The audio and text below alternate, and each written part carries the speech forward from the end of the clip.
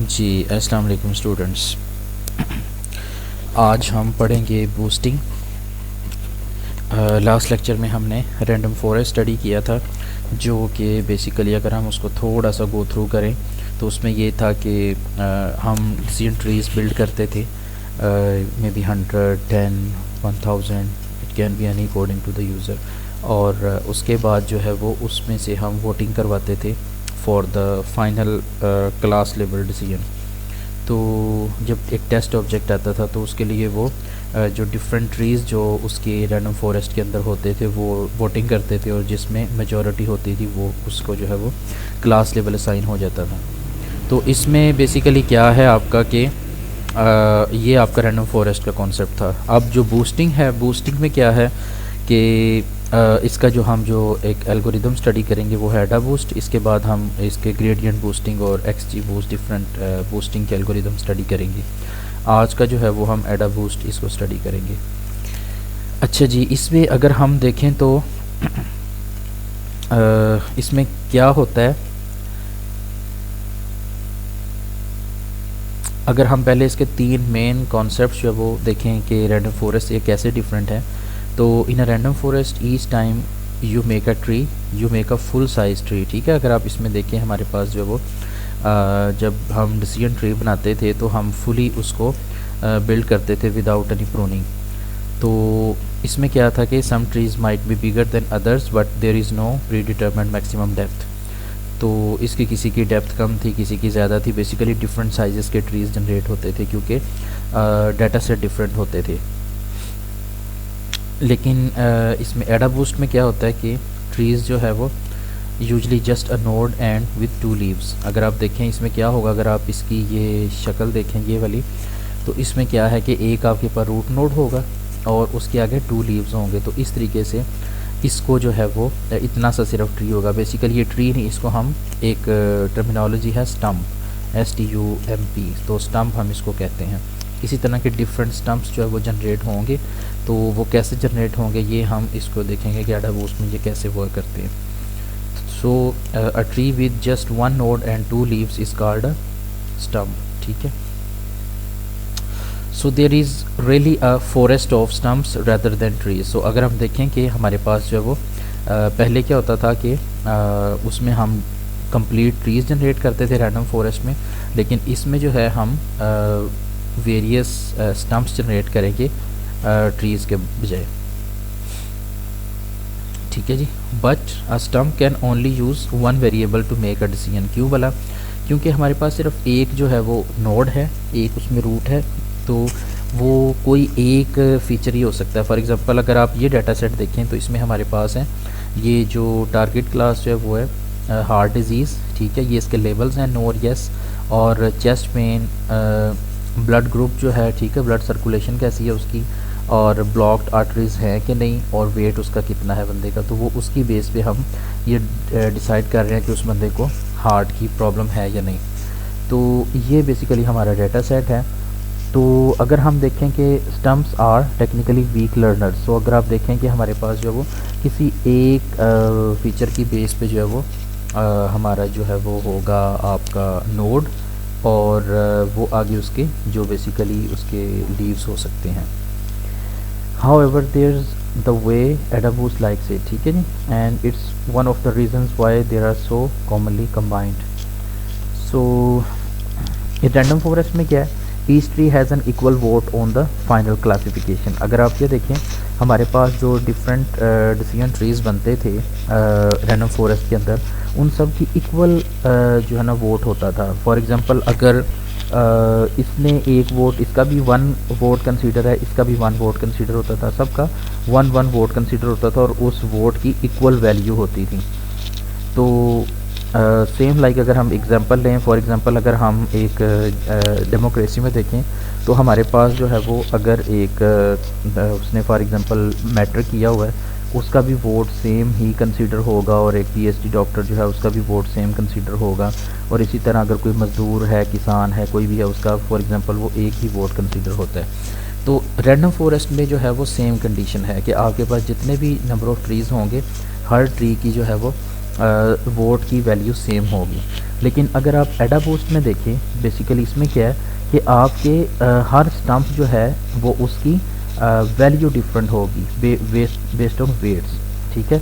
In contrast in a forest of stumps made with AdaBoost some stumps get more say in the final classification than others. More say मतलब उसकी ज़्यादा value है उसकी। तो basically क्या होगा, आपके पास हम different number of stumps generate करेंगे, जिसमें क्या स्टम्प क्या था, अगर आपको हम रिमाइंड इसको करें तो एक नोड विद 2 जो है आपके पास जो है वो उसके हो सकते हैं आपके लीव्स। तो ये बेसिकली जो लीव्स हैं, तो अगर आप ये चीज़ देखें कि अगर आपके पास बेसिकली जो है ये आपके येस या नो की फॉर्म में होंगे, बेसिकली उसके क्लास लेबल्स हो सकते हैं, जितने भी लेबल्स होंगे भी वो होंगे। अच्छा, ये आपका स्टम्प है और ये बेसिकली आपका एल्गोरिदम है। अच्छा, और इसमें क्या डिफरेंस है रैंडम फॉरेस्ट और एडाबूस्ट में, कि रैंडम फॉरेस्ट में each decision tree is made independently of the others. इसमें क्या है कि आप सिंपल यूज़र बताता है जो फॉर एग्जांपल 100 ट्रीज जनरेट करने हैं, तो वो डाटा सेट उसका रैंडमली मतलब जनरेट करेगा। अगर आपको याद हो हम किस तरीके से बैगिंग यूज़ करते थे और डाटा सेट्स बनाते थे बूटस्ट्रैप एग्रीगेटिंग का कॉन्सेप्ट यूज़ करते हुए, तो वो जो डाटा सेट होता था उसको जो है वो हम इस तरीके से हम वो हर जो आपका डाटा सेट बनता था, new data set based on the bagging with replacement, तो उसमें क्या होता था कि उसकी बेस पे हम ये डिसीजन ट्रीज़ जो है वो जनरेट करते थे। So we can say that because they are independent, so we can make it parallel, so we can generate these trees parallel. But in case of AdaBoost it will be sequential, like जो एक आपके पास होगा tree, वो जो आपका basically जो stump बनेगा वो दूसरों पे भी पिछले स्टम्प पे डिपेंड करेगा कि वो उसमें जो हम वैल्यूज़ कैसे मतलब जनरेट हुई थी। तो ये हम अभी डिस्कस करेंगे कि किस तरीके से एडाबूस्ट वर्क करता है। तो ये हमने देखा कि रैंडम फॉरेस्ट में क्या है कि इंडिपेंडेंटली डिसीजन ट्रीज़ बिल्ड होते हैं, जबकि एडाबूस्ट में क्या है, ऑर्डर इज़ वेरी इंपॉर्टेंट, ठीक है जी। The error that the first stumps make influence how the second stump is made. So basically जो फॉर एग्जांपल ये फर्स्ट स्टम्प था, तो इसमें क्या हुआ कि इसने जो एरर्स इसने जो फॉर एग्जांपल डिफरेंट सैम्पल्स या डिफरेंट ऑब्जेक्ट्स जो है वो मिसक्लासीफाई किए थे, वो उनको ज़्यादा वोट दिया जाएगा जब वो हम नेक्स्ट स्टम्प बनाने लगेंगे। तो इसमें जो है वो आपके पास क्या होगा कि फॉर एग्जांपल उसने अगर जो 3 से 4 अगर टोटल 10 आपके पास जो है वो ऑब्जेक्ट्स थे, उसने 6 जो है वो क्लियरली या उसको कह सकते हैं करेक्टली क्लासीफाई किए, 4 जो है वो मिस क्लासीफाई किए या रॉन्गली क्लासीफाई किए, तो वो जो 4 हैं वो उनका वेट ज़्यादा होगा इस नेक्स्ट वाले में, क्योंकि इसका मतलब है कि ये जो करेक्टली क्लासीफाई नहीं कर सका वो डिफ़िकल्ट थे, तो इसलिए उसको यहाँ पे ज़्यादा वेटेज दी जाएगी ताकि उसको ज़्यादा फोकस किया जाए क्लासीफाई करने के लिए, करेक्टली क्लासीफाई करने के लिए। अच्छा, अब अगर हम इनके 3 डिफरेंट आइडियाज़ डिस्कस करें जो एडाबूस्ट में हैं। AdaBoost combines a lot of weak learners to make classification. तो weak learners are almost always stumps, ठीक है जी। एक तो हमने ये चीज़ कंसीडर की कि हमारे ये वीक लर्नर्स हैं। हम इनको वीक लर्नर्स क्यों बोल रहे हैं, क्योंकि ये जो है वो आपके पास सिर्फ एक फ़ीचर की बेस पे जो है वो आपका एक स्टम्प बनता है। ये एक फ़ीचर की बेस पे ये एक फ़ीचर इस तरह। तो ये जो है वो आपके जो हैं वो इनको हम स्टम्प्स बोलते हैं, या ये जो स्टम्प्स हैं इनको हम वीक लर्नर्स बोलते हैं।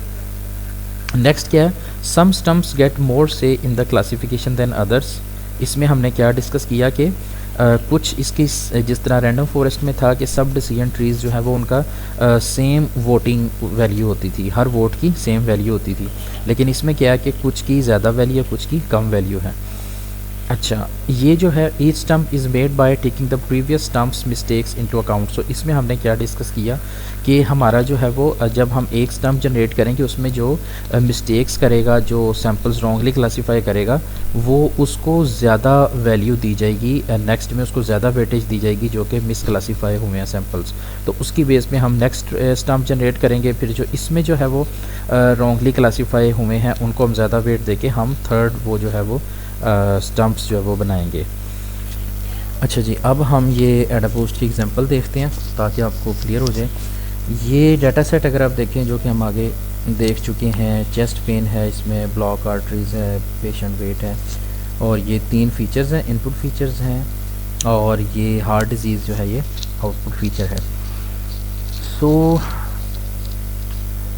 सबसे पहले हमें क्या करना है AdaBoost में, the first thing we do is give each sample a weight that indicates how important it is to be correctly classified. So ये क्या आपके पास sample weight, so we have to give the weight, how to give the weight, this is the formula कि आपके पास total number of जो objects हैं उसके साथ आपने इसको डिवाइड कर देना है, so that will get the equal weight in start, and then according to the stump will change the weight, and then according to that weight we will make a new data set for the new stump.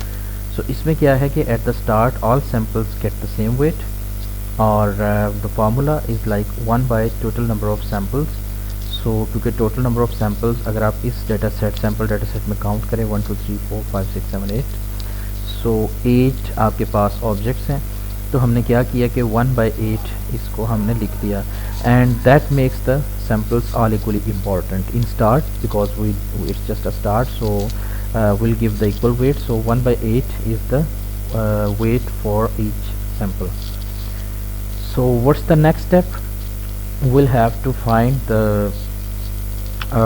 we have to calculate the Gini index as we have calculated in the previous random forest. तो वो कैसे करना है, सबसे पहले आपने क्या करना है कि देखना है कि हार्ट डिजीज़ येस के साथ कितने हैं और नो के साथ कितने हैं, ठीक है जी। अगर येस के साथ आप देखें चेस्ट पेन और इसका जो आपस में निकालें, तो येस जो है वो बेसिकली येस येस येस ये बेसिकली 3 येस हैं और 2 नो हैं, तो अगर आप ये देखें ये है गया। इसी तरह बेसिकली क्या है कि अगर आपकी चेस्ट पेन होगी तो हार्ट डिजीज़ होगी, ये बेसिकली इसका मतलब है, ठीक हो गया। और चेस्ट पेन नहीं है, इस बंदे को भी हार्ट डिजीज़ है, तो ये बेसिकली अगर आप इस सैंपल की बेस पे, इस फीचर की बेस पे चेक करें तो ये हमारे पास डेटा आ गया। So we start by seeing how well chest pain classifies the sample, so ये आपके पास कंडीशन आई, और सेम हमने किया for the second feature with respect to the target variable. So what's the second feature is the block artery, so we have calculated the same frequencies according to the target variable, and then we will do the same thing for the third variable for which is the patient weight.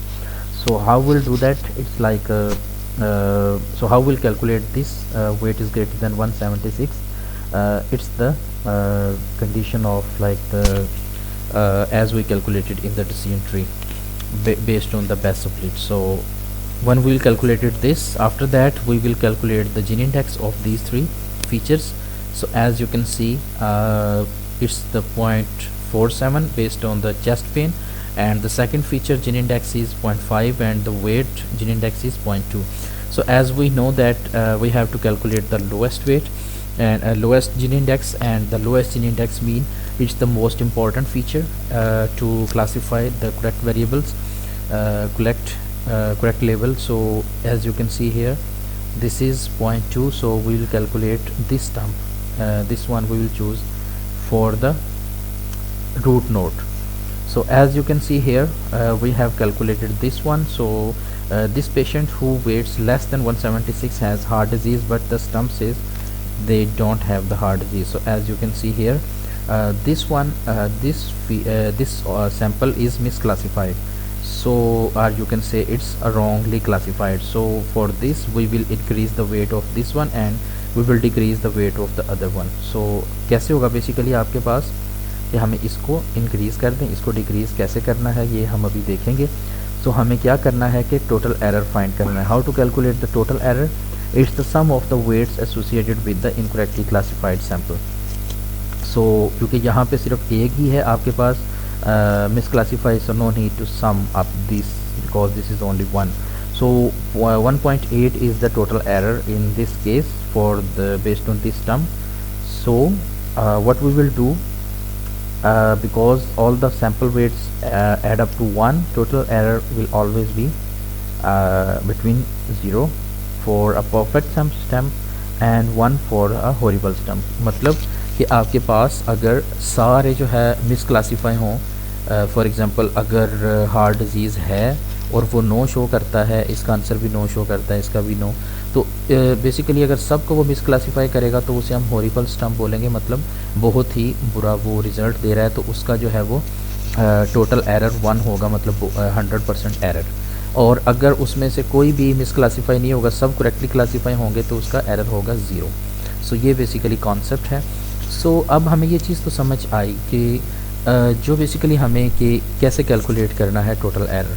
सो अब हमें calculate करना है amount of से। Amount of say is like हमें बताना है कि इसकी वैल्यू क्या होगी हर डिफरेंट सैम्पल की। सो अब हमने वो कैसे कैलकुलेट करनी है इसकी, तो ये फार्मूला है आपके पास, amount of say equal to 1/2 log 1 minus total error divided by total error. So total error we know in this case because only one only one sample is misclassified, which is so total error will be 1.8. So it will be put here at the total error one, and then we will calculate this one, and then we will know the amount of say. So as you can see here, अगर for example आपके पास ये जो आपके पास total 7 आया और हमारे पास जो अमाउंट ऑफ से आई 0.97, क्योंकि इसने सिर्फ जो है वो एक मिसक्लासीफाई किया, तो इसका अमाउंट ऑफ से काफ़ी ज़्यादा है। ठीक है, अच्छा जी, नेक्स्ट आपके पास क्या है, अगर हम चेस्ट पेन के साथ कैलकुलेट ये जो कर रहे हैं बेसिकली ये, सो टोटल एरर क्या है, the sum of the weights for the incorrectly classified sample. So ये हमारे पास अगर ये होता फॉर एग्जांपल आपके पास के 3 एरर निकलते, सो इन दैट केस क्या होना था, अगर आप चेक करें 1.8 प्लस 1.8 प्लस 1.8 इन तीनों का, तो इनको अगर हम सम करें, ऐड करें, तो ये 3.8। So the total error for chest pain is 3/8 आ जाएगा। ठीक है, 3/8 आ जाएगा आपके पास ये वाला। सो अगर if we calculate the amount of say for this, so what will be here as you can see in this graph. So ये बेसिकली आपका टोटल एरर है और ये आपका अमाउंट ऑफ से वैल्यू है कि आपके पास उसकी वैल्यू क्या होगी। आप ये देखें कि अगर आपके पास जो है वो एरर बहुत कम होगा, फॉर एग्जांपल 0 होगा, तो इसका जो अमाउंट ऑफ से या वैल्यू ऑफ वोटिंग हाईएस्ट होगी। ठीक है, और अगर इसका एरर बहुत ज़्यादा होगा तो उसकी जो आपके पास नेगेटिव में वैल्यू चली जाएगी। मतलब आप ये समझ लें कि अगर कोई बंदा जो है वो क्लासीफाई करेक्टली नहीं करता, तो वो उसकी वोट की वैल्यू बिल्कुल 0 होगी। ठीक है, और अगर वो बंदा जो है वो करेक्टली क्लासीफाई कर रहा है या वो उसकी बातें सही हैं, तो वो बेसिकली उसकी अमाउंट ऑफ से या उसकी बात की वैल्यू बहुत ज़्यादा होगी। तो ये इसका कॉन्सेप्ट अगर आप इसमें वेट में लाएं, तो क्या है कि आपके पास अगर वो एक स्टम्प जो है वो सारे जो ऑब्जेक्ट्स है वो सारे करेक्टली क्लासीफाई करता है, तो उस केस में इसकी एरर क्योंकि 0 हो गई, और 0 के केस में उसकी हम जो अमाउंट ऑफ से या वैल्यू ऑफ वोटिंग है वो मैक्सिमम हो जाएगी। और अगर एक बंदा जो है या एक स्टम्प जो है वो बिल्कुल 0 क्लासीफाई करता है, सारे मिस क्लासीफाई होते हैं, तो इस केस में एरर क्योंकि 1 हो गई, सो total error, so in that case उसकी जो अमाउंट ऑफ से जो है या वैल्यू ऑफ द वोट है वो नेगेटिव में चला जाएगा। तो ये बेसिकली कंप्लीट कॉन्सेप्ट है फॉर दिस। अच्छा, अब अगर हम ये 3/8 जो है वो हम पुट करें, so in the formula, so total error is 3/8 and we will calculate, will put in this formula, and you can see here that the amount of say is 0.42। So अगर आप देखें कि इसकी वोट की value कुछ यहाँ पे आ रही है। ठीक हो गया।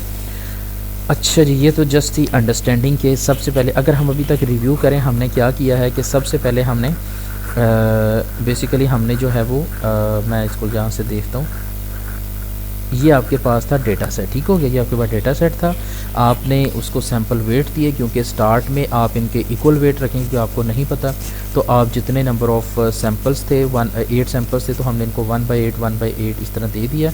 जब आपने 1/8 दे दिया तो आपके वेट्स का पता चल गया। उसके बाद हम हर किसी की जिनी इंडेक्स कैलकुलेट करेंगे based on target variable of we will calculate the Gini index of each feature with respect to target variable.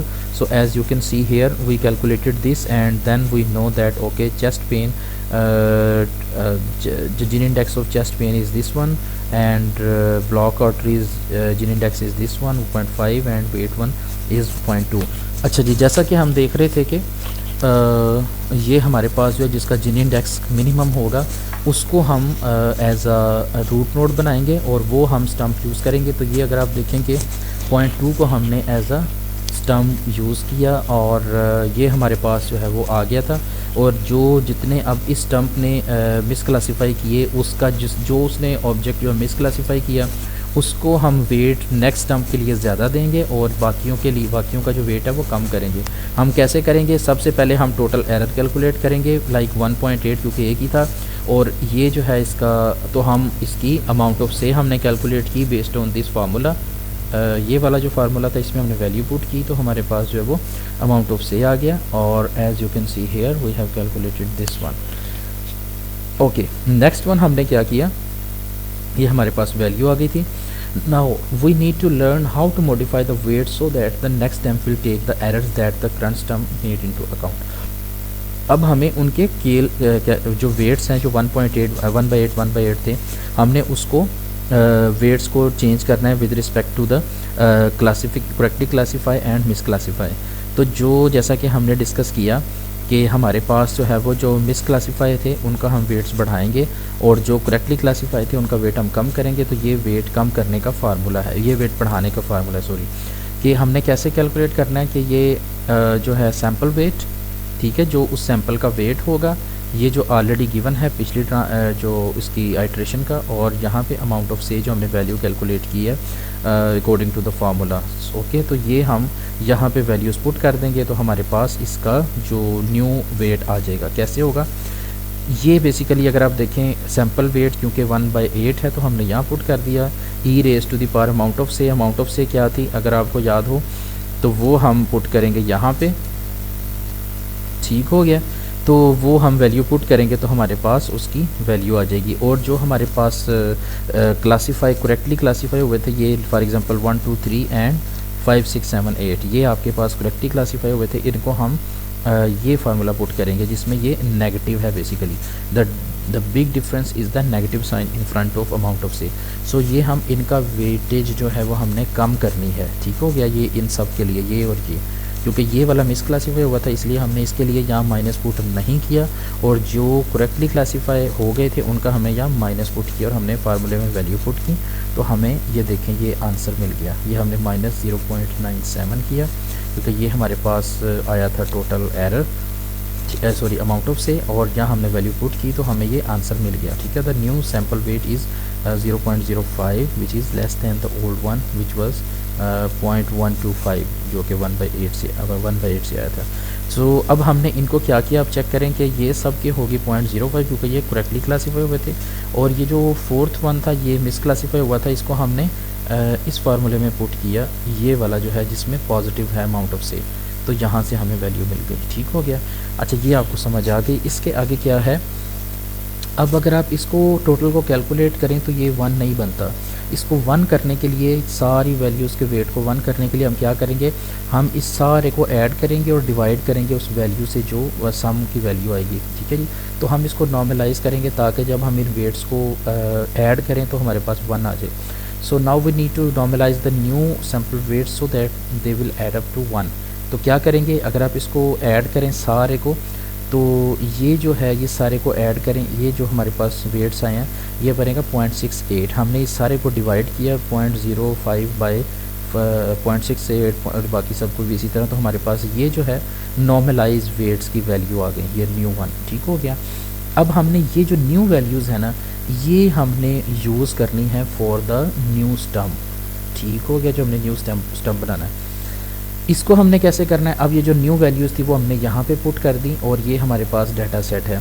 अच्छा, अब हम क्या कर सकते हैं, ये अगर आप देखें हमारे पास 2 वेज हैं यहाँ से, या तो हम वेटेड जीनी इंडेक्स को यूज़ करें या फिर हम इसकी जो है वो इसकी बेस पे हम इसको सैम्पल वेट्स मतलब जो हम इनका रैंडमली पिक करके हम एक न्यू डाटा सेट बनाएं। तो हम रैंडमली पिक करके न्यू डाटा सेट बनाएंगे।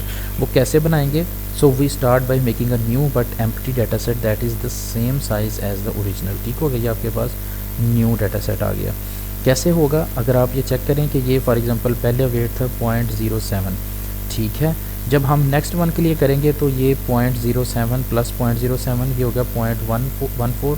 इसी तरह थर्ड वन के लिए फिर हम 0.14 प्लस 0.07 तो ये 0.21। इस तरीके से हम इसको बढ़ाते जाएंगे। तो अगर हम ये देखें कि अब हम क्या करेंगे कि अगर हमारे पास फॉर एग्जांपल वैल्यू आती है, हम रैंडमली नंबर जनरेट करते हैं बिटवीन 0 to 1।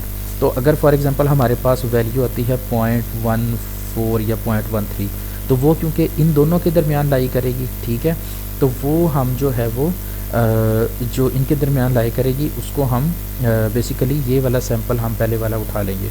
अच्छा, इसी तरह हम ज़्यादा, क्योंकि यहाँ पे ज़्यादा गैप है इन वैल्यूज़ के दरमियान, तो ऑटोमेटिकली ये वाली जो हमारे पास जिसका ज़्यादा वेट है, ये ज़्यादा दफ़ा चांसेस हैं कि वो न्यू डाटा सेट में ये जो ऑब्जेक्ट है ये ज़्यादा दफ़ा आएगा।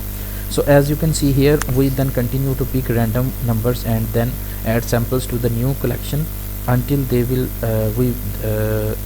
the new collection is the same size as the original। तो ये बेसिकली अगर आप चेक करें कि ये जो 167 वाला है 1, और ये 4th वन और 5th वन और 8th वन, ये जो 4 दफ़ा आपके पास यही सैंपल आ गया जब आपने रैंडमली पिक किया। तो ये जो है वो जो आप देखें कि जिसका ज़्यादा वेट था ना, वो आपके पास ज़्यादा दफ़ा आ गया ऑटोमेटिकली, और इस तरह आपका ये न्यू डाटा सेट बन गया। अब इस न्यू डाटा सेट से आपने न्यू स्टेम जनरेट करना है, सेम सारा प्रोसेस करना है आपने जो आप पहले कर चुकी हैं, ठीक है। Ultimately this sample was added to the new collection of sample 4 times reflecting its larger weight. So अगर आप ये देखें, ये वाला जो सैम्पल था जिसका ज़्यादा वेट था, ये ऑटोमेटिकली ज़्यादा दफ़ा यहाँ पे आ गया, ठीक हो गया। अच्छा जी, ये आपके पास न्यू सैंपल है तो हमने इसको यूज़ किया। अब हम इस न्यू सैंपल की बेस पे दोबारा फिर हम सारा प्रोसेस करेंगे कि हम दोबारा से जो है वो चेस्ट पेन और मतलब हर वेरिएबल का, हर फीचर का इसके साथ जिन इंडेक्स कैलकुलेट करेंगे, जिसका जिन इंडेक्स ज़्यादा हो, जिसका जिन इंडेक्स कम होगा, लोएस्ट होगा, उसको हम यूज़ करेंगे स्टम्प को, और जो है हम फिर उसकी बेस पे हम फिर क्लासीफाई करेंगे ऑल को, और देखेंगे कितने मिस क्लासीफाई हुए हैं। उन मिस क्लासीफाई की बेस पे हम उसका वेट ज़्यादा कर देंगे जो मिस क्लासीफाई ऑब्जेक्ट्स होंगे, और जिसका मिस क्लासीफिकेशन रेट कम है, जो करेक्टली क्लासीफाई है उनका जो वेट कम हो जाएगा, और फिर इस तरह से ये प्रोसेस चलता जाएगा, ठीक है। सो ये कैसे पता चला? So that is how the errors that the first tree makes influence how the second tree is made. So जो पहले स्टम्प ने एरर्स जो की थी, वो सेकंड में हम उन सैम्पल्स को ज़्यादा दफ़ा यूज़ करेंगे ताकि वो उसका वेट की वजह से, उसका ज़्यादा वेट था तो वो न्यू डाटा सेट में ज़्यादा दफ़ा आएगा। तो इसलिए हम ये कह सकते हैं कि जो फर्स्ट ट्री ने या फर्स्ट स्टम्प ने जो एरर्स या जो मिस्टेक्स की हैं वो सेकंड में ना हो। ये बेसिकली इसका वे है। So now we need to talk about how a forest of stump created by AdaBoost makes classification. कि अब ये हमने डिफरेंट स्टम्प्स तो बना लिए, ठीक है, 1 बाय 1 हमने इनको बनाया, और जो पिछले की मिस्टेक थी हम उनको अगले में यूज़ करते थे ताकि वो उनको वो करेक्टली क्लासीफाई करे, उन मिसक्लासीफाइड को ज़्यादा वेट देके। अच्छा जी, अब हम कैसे करेंगे? These are the amount of say for these stumps. तो ये अब देखें कि जिनका अमाउंट ऑफ से ज़्यादा था, ठीक है, बेसिकली ये फॉर एग्जांपल इसका अमाउंट ऑफ से 0.97 था, इसका कम है, इसका ये इस तरह। तो ये बेसिकली इनका जिनकी हार्ट डिजीज़ थी, ठीक है, इनकी हार्ट डिजीज़ नहीं थी। ये वाले अगर देखें, ये डिफरेंट स्टम्प्स जो हैं, ठीक है, इन्होंने कहा जी कि हार्ट डिजीज़ नहीं है, इन्होंने कहा जी है एक for the new object. So अब क्या हुआ, जब अगर आप टोटल देखें, ultimately the patient is classified as has heart disease because this is the larger sum. So ये आपके पास लार्जर वैल्यू आ गई, ये आपके पास कम वैल्यू आ गई। तो इस बेस पे जो है वो, क्योंकि ज़्यादा वैल्यू इसकी है, तो हम कहेंगे कि हाँ जी ये जो है ना, इस बंदे को जो है वो एरर, क्या उसका नाम है, हम उसको एक न्यू जो डाटा सेट जो भी आया था, न्यू सैंपल जो आया था, उस न्यू सैंपल की जो हम उसको देंगे वो हम यस का लेबल देंगे, क्योंकि ये जो इन्होंने फाइनली बताया कि इसको जो है वो है हार्ट डिजीज़। सो ये बेसिकली आपका लेक्चर था। अगर आपको कोई क्वेश्चन हो तो हम उसको इंशाल्लाह क्लास में डिस्कस करेंगे, क्वेश्चन आंसर सेशन करेंगे, तो आप काइंडली इस लेक्चर को अच्छे से देख लें।